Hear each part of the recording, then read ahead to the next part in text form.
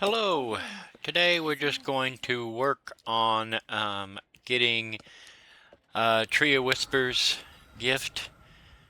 There is an event going on that you get double whisper catches, and if you take the time to level them up, you can actually get um, the catches to drop anything, including the resplendent sparks, which is pretty handy if you're trying to craft your own mythics.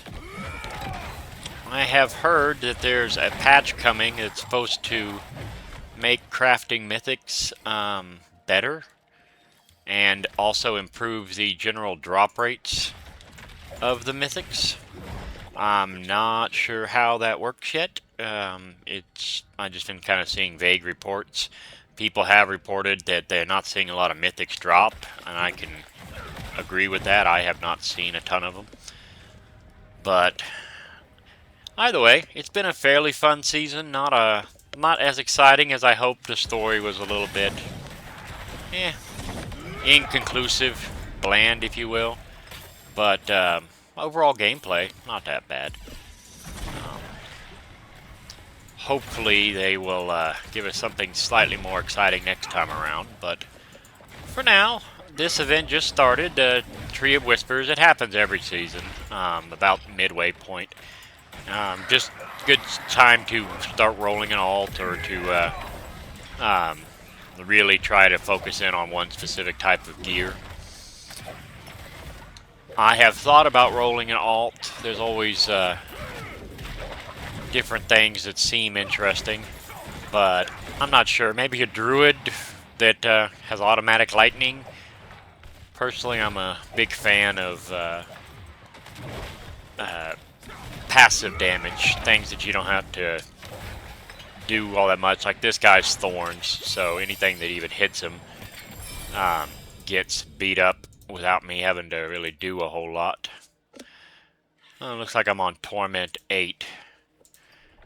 I know a lot of people are on max Torment and all that at this point, but I bounce around games, so never get things done quite as quickly as some others. Let's see now, we need 2 more. Where to go, where to go? What's this want us to do? Disrupt 2 ruptures. Okay, let's do that. Not too bad.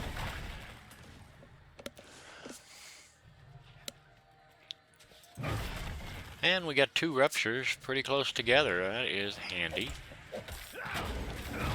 Yay. I've been debating on other games to catch some video on. Wasn't a lot going on in EverQuest that I wanted to film, so haven't done much over there.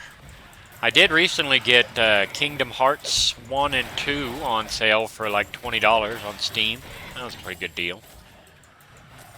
Thinking about, thought about filming that. Kingdom Hearts is one of those all-time kind of classic games for me. I've enjoyed it since I was a kid. I think most people that play through it will find some enjoyment on it. I've heard that they're going to release it on the Switch as well. Switch is what I've actually been playing lately. I've been playing around on different Pokemon games.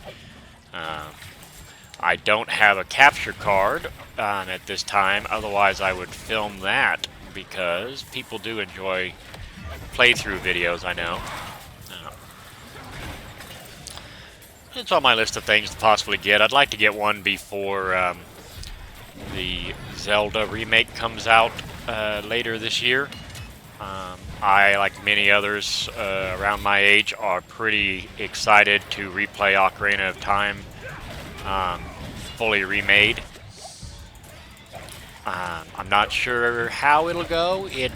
It has, well, I can't really say much about the art style because I'm pretty sure it was just a cinematic that they let us view, and cinematics can be misleading as to what the actual game part of it will look like. But I think it'll probably be pretty good. I'm curious about the different temples and whatnot. After spending all this time in what they've called the the Wild era of Zelda. Breath of the Wild and Tears of the Kingdom. It'll be nice to go back to the dungeon crawler style of Zelda.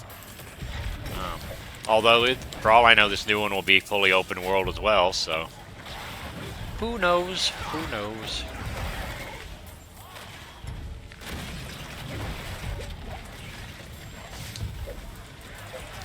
Now, if you ever want to get a whole lot of cinders, this is the way to go. As you see, I got 700 doing one of these. You don't actually have to make them last as long as I did. You can let the portal shrink by just not fighting stuff as much, but might as well. We're just chit-chatting, so might as well just kill stuff as I go, although it almost got me with an explosion. After this video, I'll probably go back. I'm trying to finish my Pokemon ZA new run-through, doing it with shinies only. Way more time-consuming than I suspected it would be, but it's going pretty well.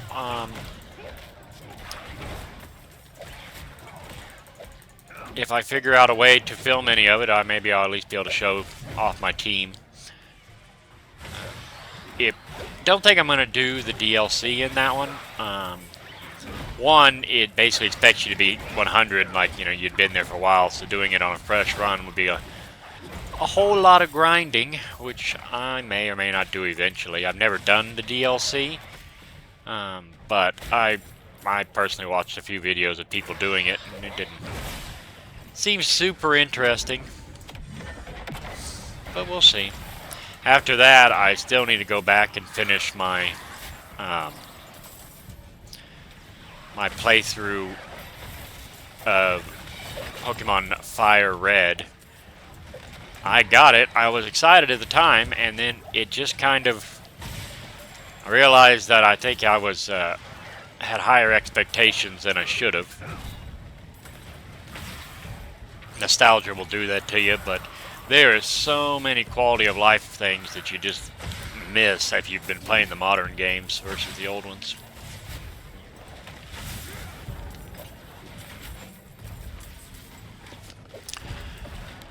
Well, once this one is complete, we will have our... I don't have 1,000 cinders, so I guess we'll go around and collect some chests and whatnot. But first, the whole reason I even picked this game to make a video is the Tree of Whispers.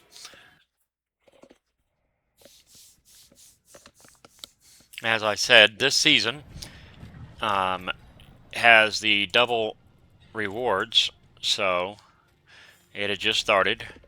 I got an email, I'm sure many of you did as well. So, Crow of the Tree. So, we got a box for gold. So, what you do, you'll open it up, and you see it gave me 2 more gifts of the tree.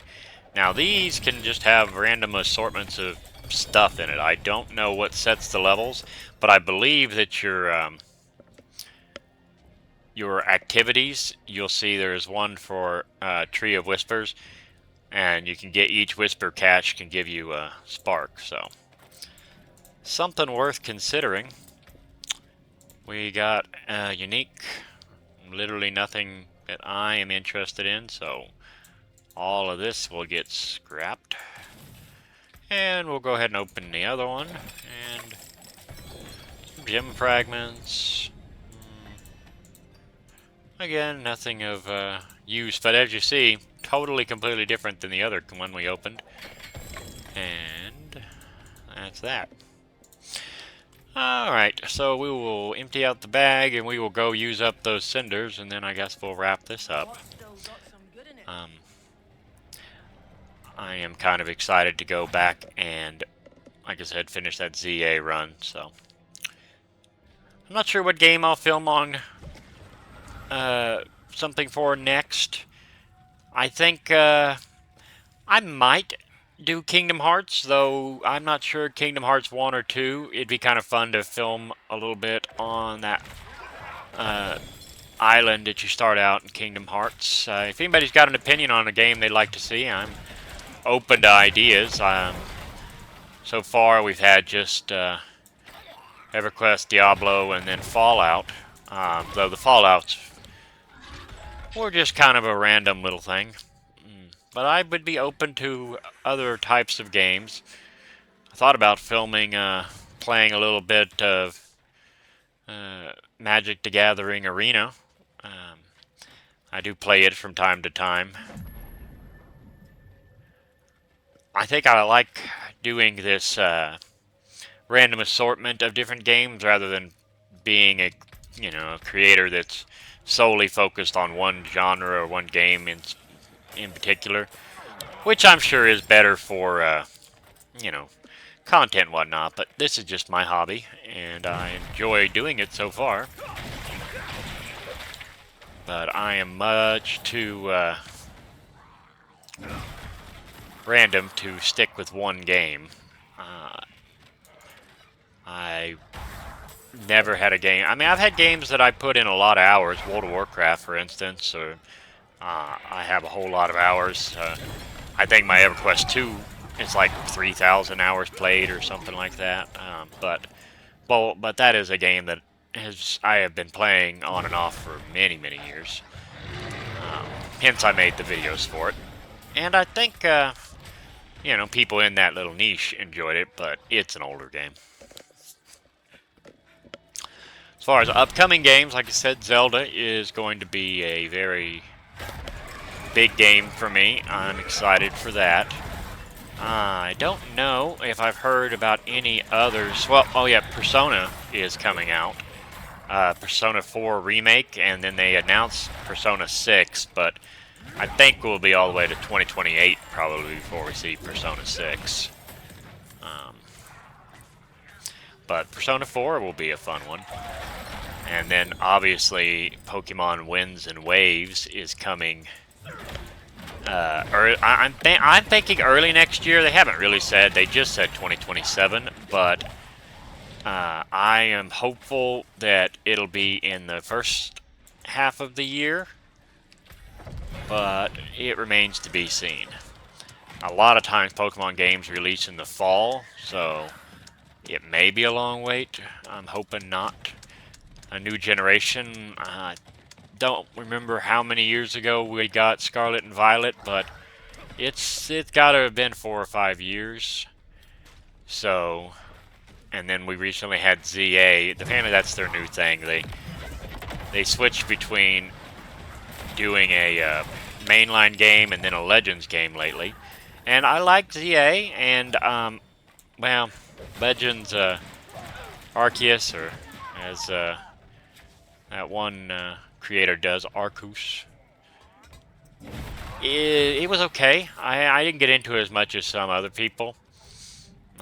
Actually, I don't even know if I ever actually beat it. I got a little ways into it, but actually, now that I think about it, that might be one of the one and only Pokemon games I have never beaten. So, might be worth going back and giving it a look eventually, but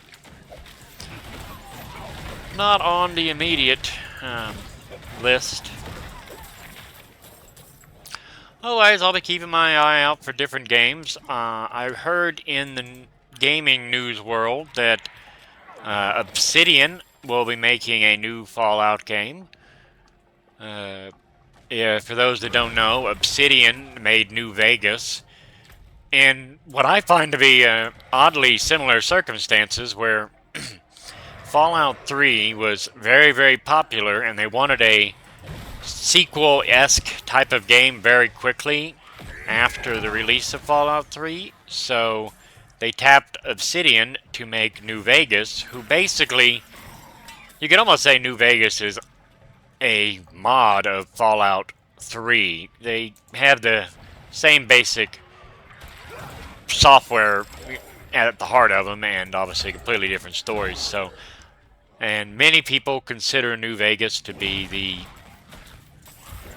most entertaining of the current Fallout games. It varies, but I would be one to agree. Despite how buggy New Vegas can be, I find it to be the one with the best story. So whether Obsidian makes a brand new game, or if they give us the New Vegas remake, or if they give us New Vegas 2, I don't know. It doesn't matter what they do.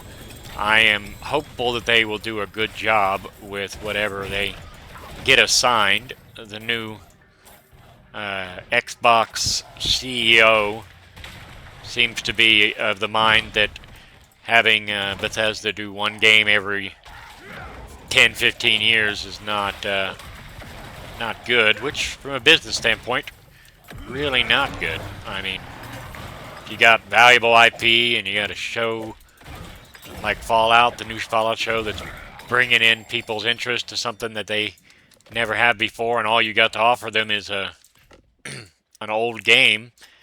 It's not really taking advantage of the property so much.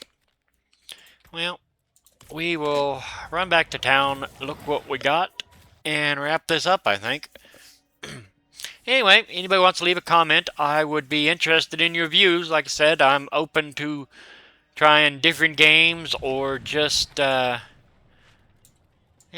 around on whatever. We didn't get anything exciting. Whenever you take damage from a non-physical damage type, you can... I am sure there is a use case for that. I have no idea what it is, though. And some ancestral charms.